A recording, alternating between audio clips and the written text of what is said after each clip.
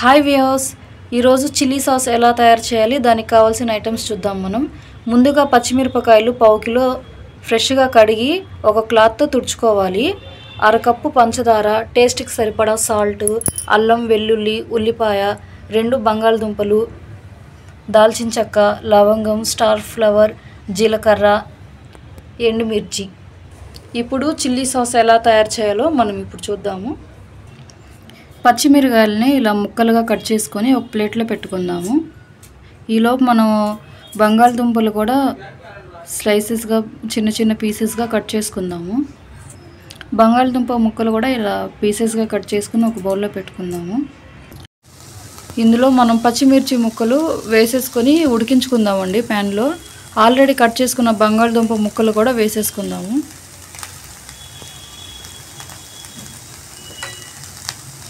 అందులో ఉల్లిపాయ, అల్లం వెల్లుల్లి ముక్కలు కూడా వేసేసుకుందాము. ఇందులో కలర్ యాడ్ చేసుకునే వాళ్ళు కూడా కలర్ కూడా వేసుకోవచ్చు అండి. అవసరం లేదనుకుంటే మాత్రం వేసుకోకూడదు. టేస్ట్కి సరిపడా సాల్ట్ కూడా యాడ్ చేసుకోవాలి.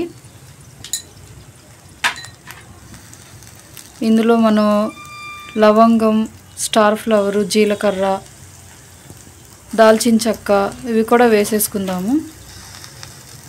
ఇందులో సరిపడినంత వాటర్ యాడ్ చేసుకోవాలి.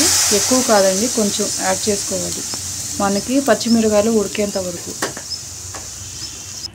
ఇలా మొత్తం కలుపుకొని ఉడికే వరకు మనం ఒక 10 to 15 minutes వరకు మూత పెట్టేసుకుందాము.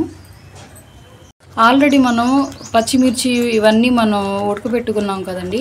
మనం మిక్సీలో వేసుకొని మొత్తం ఇలా పేస్ట్లా చేసుకొని వడకట్టుకున్న ఆ పేస్ట్ ఉంటుంది కదండి, ఇలా మనం ప్యాన్లో వేసుకొని కొంచెం వేడి చేసుకొని అందులో మనం 1 కప్పు పంచదార యాడ్ చేసుకుందాము. టేస్ట్ కోసం చాలా బాగుంటుంది. ఇందులో 1/2 కప్పు వెనిగర్ వేసుకుందామండి.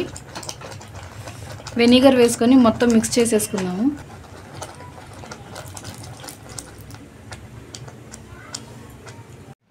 సో ఇదండి, గ్రీన్ చిల్లీ సాస్ అయితే రెడీ అయిపోయింది. మీరు కూడా ట్రై చేయండి. మా ఛానల్ నచ్చితే కనుక లైక్ చేయండి. మరిన్ని వీడియోస్ కోసం మా ఛానల్ని సబ్స్క్రైబ్ చేయండి.